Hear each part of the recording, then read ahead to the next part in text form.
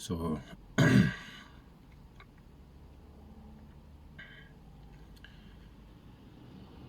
I wanted to talk about the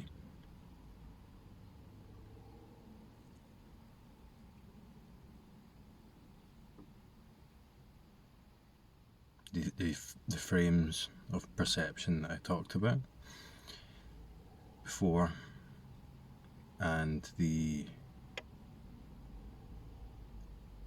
constructed mechanisms that we develop over time in response to,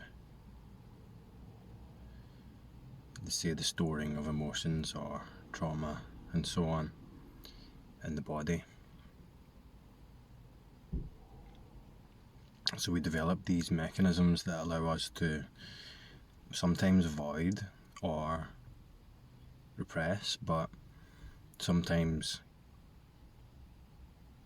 tactically cope with the suffering that exists in our experience as a product of the ego, and how awakening doesn't necessarily cure these emotional, let's say, blockages or stored trauma, but it allows them to be cleared out in a way. It allows them to be expressed, because the mechanisms that were there before kind of fall away, and there's nothing there to perpetuate the storage of these emotions.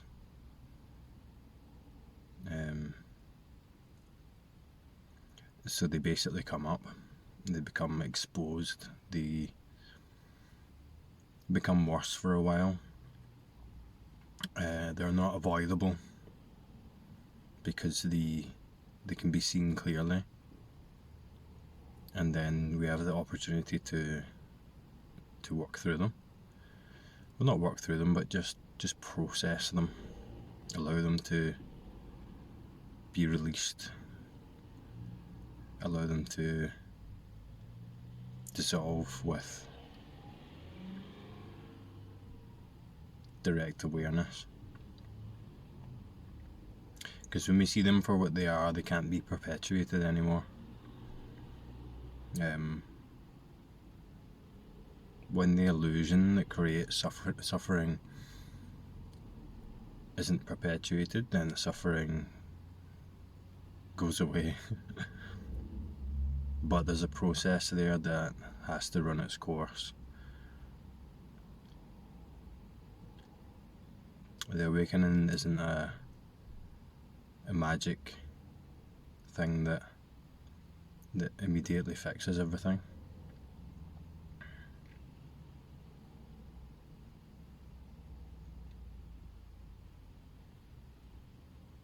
Although in a way that is a byproduct of awakening, but it's not immediate. In fact, it can get worse before it gets better.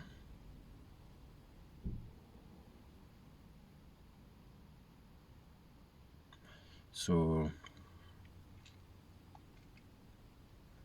let's think of an example. I'll give an example from myself. So coping mechanism for me was heavy identification with the body.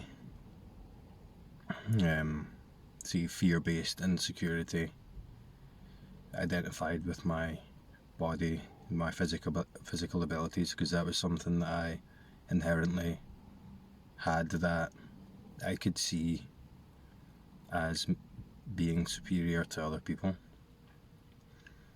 So I latched onto that to allow me to avoid addressing the insecurity that was derived from fear by adopting a position of superiority to other people that allowed me to feel safe.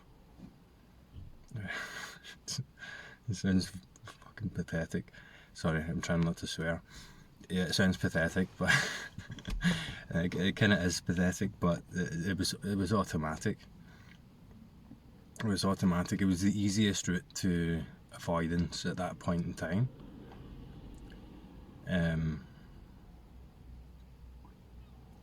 I was seeking the self a lot through it, but it was also an emotional crutch, an emotional coping mechanism that I came to rely on over time. I'll not go into the details of this, it's not relevant, but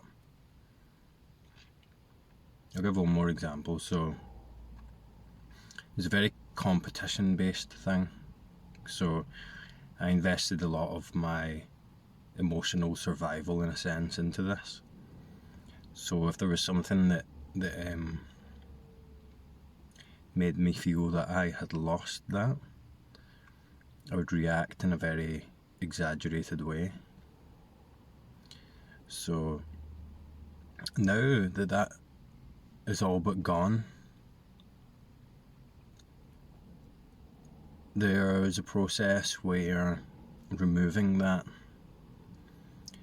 exposed a lot of the underlying emotional repression and trauma that it was concealing, and it all comes to the surface. And the thing is that once we see through the illusion, once there's clear sight there, that structure doesn't work anymore. That structure doesn't function in the same way. Even though it was useful for a long time, and all of the emotions, all of the repression and the trauma comes to the surface, and then it just has to be released. I think that's what it feels like to me.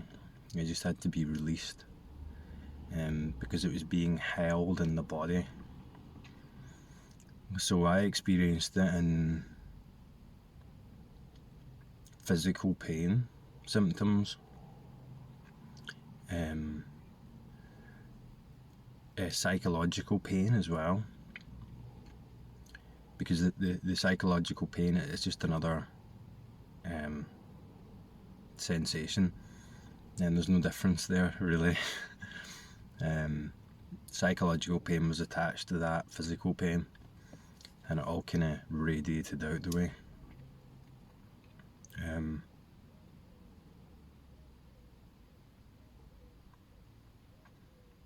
And the most motivation to engage in that is completely gone now.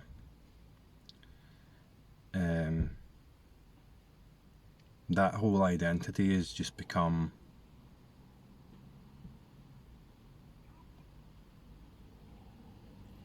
not that it ever really existed anyway, but it's just become non-existent. It's like a memory,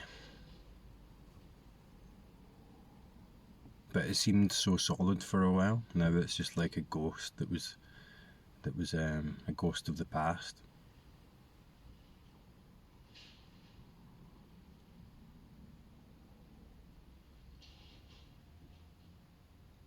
And a lot of the fear, you can trace it back to fear of death. So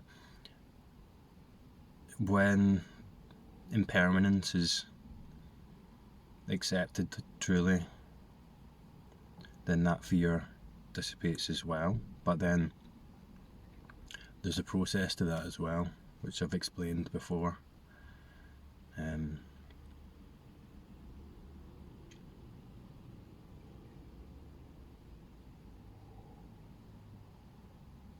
So when people get into awakening and so on, I think it depends on if you have accumulated a lot of these emotional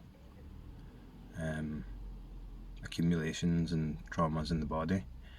I think maybe some people don't have as much of that, but if you have a really dense emotional accumulation in the body, then the releasing of that can be quite dramatic and it can be quite intense. And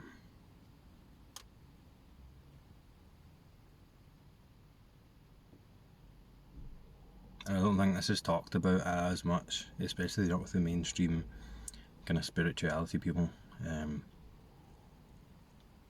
But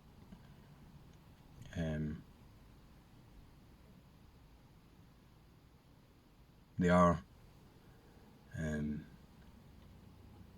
emotions that are gonna present themselves, and the trick is not perpetuating them through thought, because those old thought structures are there, and it's easy to like click back into them because they're well practiced. If those thought structures are gone, the emotion comes up and then it just dissipates. It comes up, but it will come up a lot, and it will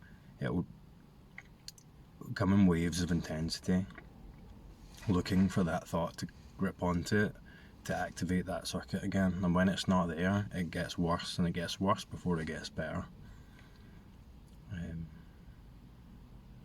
So just a quick one today, that'll do for now.